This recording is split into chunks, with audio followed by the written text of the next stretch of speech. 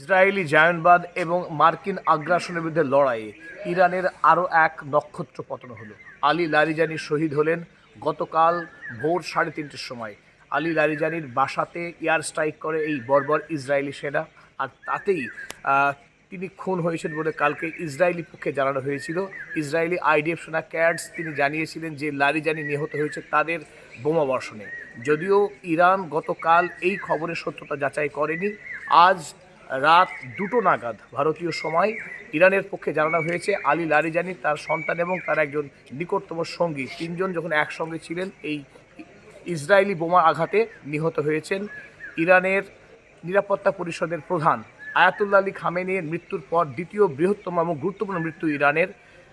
শহীদ হলেন Ali Larijani. Ali লারিজানিকে যুদ্ধ পরিচালনার দায়িত্ব দিয়েছিলেন খোদ আয়াতুল্লাহ আলী খামেনি।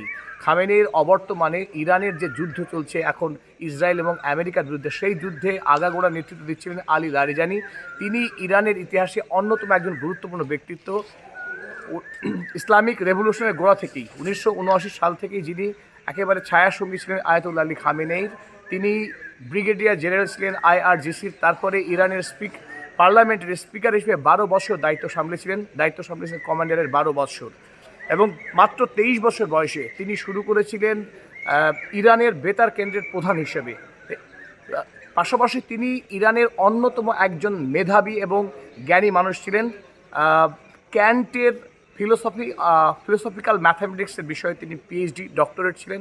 পাশাপাশি ইরানের বৈদেশিক নীতি নিয়ন্ত্রণের ক্ষেত্রে তিনি আয়াতুল্লাহ আলী খামেনির যোগ্য উপদেষ্টা ছিলেন। আজ আমরা রাস্তায় আছি, এই মুহূর্তে কলকাতায় যাচ্ছি, তবে তারই মাঝে এই গুরুত্বপূর্ণ খবর আমরা আপডেট দেওয়ার জন্য আপনাদের সামনে আমরা হাজির হলাম। অত্যন্ত আমরা প্রত্যেকে শোকাহত, মর্মাহত এই মুহূর্তে। আয়াতুল্লাহ আলী খামেনির শহীদ হওয়ার পর দ্বিতীয় কোনো গুরুত্বপূর্ণ ব্যক্তি এই মুহূর্তে ইরানের যিনি প্রয়াত হলেন, শহীদ হলেন জায়নবাদের বিরুদ্ধে লড়াইয়ে। এটা অত্যন্ত দুঃখের খবর। সারা পৃথিবীর, বিশেষ করে যারা ইরানের এই লড়াইয়ের মনস্তাত্ত্বিকভাবে জড়িয়ে আছেন তাদের ক্ষেত্রে এটা শোকবহ, অত্যন্ত দুঃখের খবর। আলী লারিজানির মৃত্যুর পর তার আগে ইরানের যে নিরাপত্তা পরিষদের প্রধান ছিলেন তিনি আবার দায়িত্ব গ্রহণ করেছেন আয়াতুল্লাহ মুজতবা খামেনি। তিনি আবার নির্বাচন করবে দেশের এই মুহূর্তে নিরাপত্তা পরিষদে কে প্রধান হবেন। ইরানের পক্ষে জানানো হয়েছে আমেরিকার সঙ্গে এই মুহূর্তে যুদ্ধবিরতির যে আলোচনার যে কিঞ্চিত সম্ভাবনা ছিল, সেই সম্ভাবনার দরজাও বন্ধ হয়ে গেল রীতিমতো। ইরান আমেরিকার সঙ্গে কোনোভাবেই যুদ্ধবিরতির পথে যাবে না, তারা যুদ্ধের তীব্রতা আরও বাড়িয়ে দেবে। গতকাল যারা শহীদ হয়েছিল ইরানের যে শিশুরা, তাদের স্মরণে 58 দফা মিসাইল হামলা চালানো হয়েছে ইসরায়েল এবং মার্কিন সেনা ছাউনির উপরে। আজ নতুন করে আবারও ইরানের পক্ষে জানানো হয়েছে তারা যুদ্ধের তীব্রতা বাড়াবে, যুদ্ধ চলতে থাকবে।